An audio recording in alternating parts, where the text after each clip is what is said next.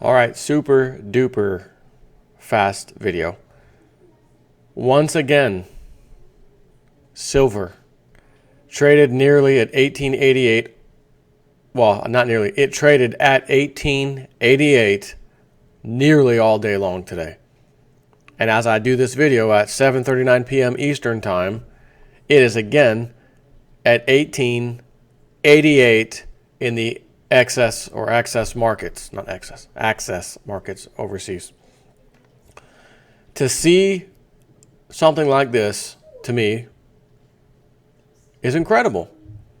For the Webbot to come out and say, look at this number in regards to the price of silver, it's important. It's like a precursor event. We should also see Bitcoin at that, at some point after we see this, Bitcoin shoots to $1,000, which it today was, I think, 570. Let's take a look. 570 something here. 572. Sure, far cry away from 1,000. However, you saw late last year how the Webbot nailed time and time again Bitcoin. The move, the price range, it going up and down through a certain price point, and then back up again 3 times, back up finally. And isn't it amazing, as it said, once we get past that price point, which by the way was $408, and then we'd see it go past 428 and it would come back down, etc. He says the data shows that it's not coming back down like that again. That's it. It's going to go up. Look how long ago that was. That was last year, end of last year. We're almost there again next year. We're in September now. October, November, December. And he, as in Cliff High, has been right. So I mentioned the other day, hey, 1888, it was a Sunday night, if you recall, and that was just last weekend, or the previous one. Not the very last weekend, but the previous weekend. Access markets open up, boom, 1888. Almost instantly. Moves around a little bit, morning time comes, the regular markets open up, East Coast time, boom. It's bouncing around, 1888. Ends the freaking day at 1888. Tuesday rolls around. So that's Monday. Tuesday rolls around. Bounces around, 1888 again. I think it closed again like the same price or whatever. Wednesday comes around. It kind of did it, and then that was the end of it. Okay. So that was a whole week and a half ago approximately.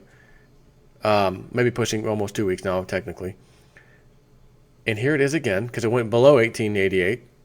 And it's 1888 again. It ended the day roughly at 1888. It's 1888 now as I'm doing this video. Up 3 cents, according to Kitco. So I'm just doing this video, quick video, as a reminder. Webbot said to look for this.